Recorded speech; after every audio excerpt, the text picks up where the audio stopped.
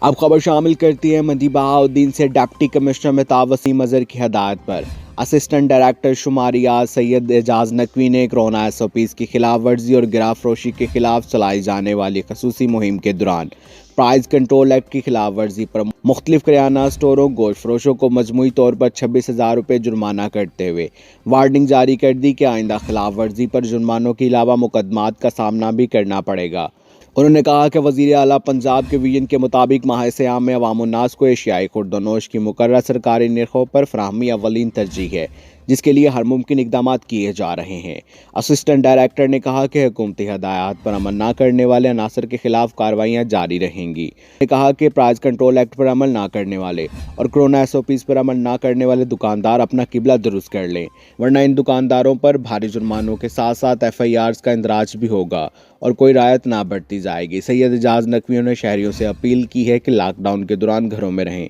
سماجی فاصلے کا خیال رکھیں تاکہ کورونا وبا کا خاتمہ ممکن بنایا جا سکے۔ 94 نیوز سے اب تک کے لیے صرف اتنا ہی۔ مزید خبروں اور اپڈیٹ کے لیے ساتھ رہیے گا۔